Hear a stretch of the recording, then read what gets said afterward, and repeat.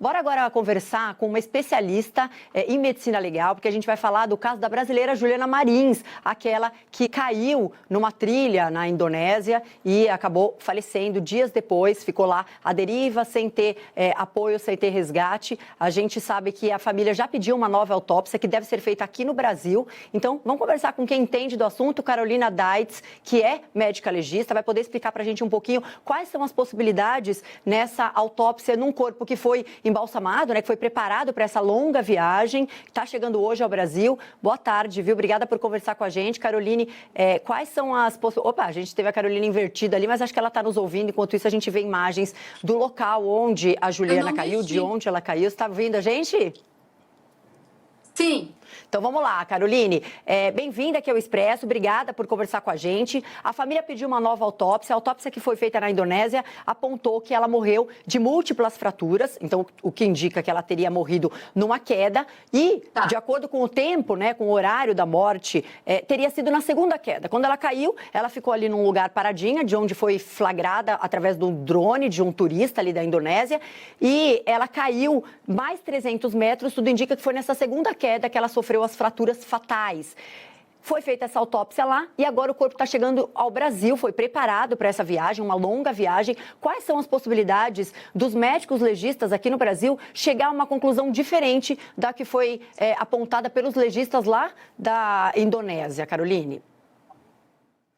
Olha, é claro que a comparação até mesmo com o laudo realizado na Indonésia vai ser muito importante para avaliação se as lesões descritas ali podem ser ainda averiguadas no corpo da Juliana e se outras lesões possivelmente não foram descritas. Então, todo o exame vai ter que ser realizado de forma completa para tentar avaliar outros ferimentos. Mas a gente sabe que tem aí muitas limitações, porque a autópsia ela é um exame muito destrutivo, então muitos elementos importantes podem ter se perdido já, mas com certeza as autoridades, né, os médicos peritos que vão realizar essa nova perícia vão fazer isso com todo o cuidado e tentando encontrar ferimentos que porventura não tenham sido descritos.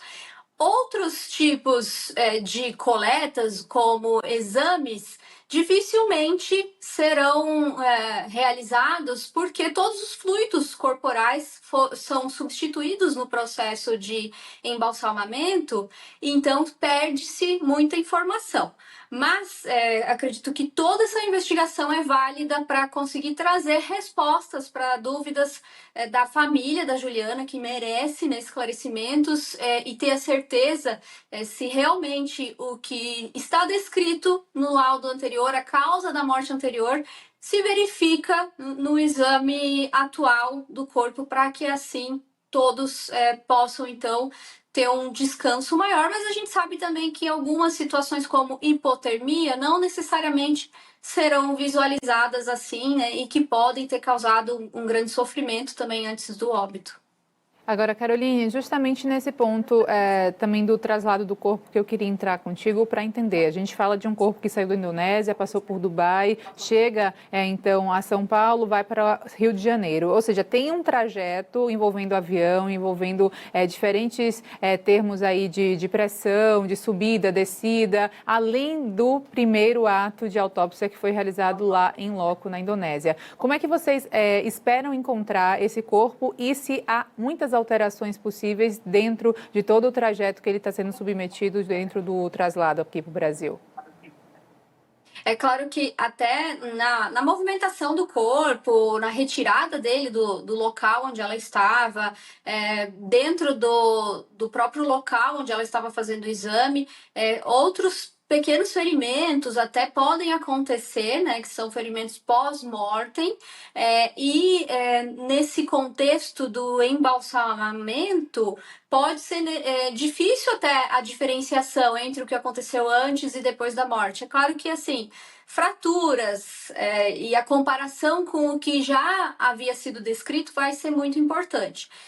O trajeto de avião, depois que o corpo ele está preparado, ele está em um meio para manter a preservação exatamente do corpo. Então, assim, provavelmente a partir da viagem não vai causar tanta alteração assim, de modo a prejudicar a visualização, né, do que a perícia pode chegar. Caroline, métodos desse exame de autópsia, entre o que é feito aqui no Brasil, o que é feito fora, especificamente na Indonésia, eles são muito semelhantes? Tem alguma mudança? E em relação ao tempo dessa autópsia, né? A gente já falou do estado do corpo e das situações às quais ele foi submetido em todo esse processo de traslado. E em relação ao tempo, o tempo entre uma autópsia e outra pode sofrer também alguma alteração no resultado final?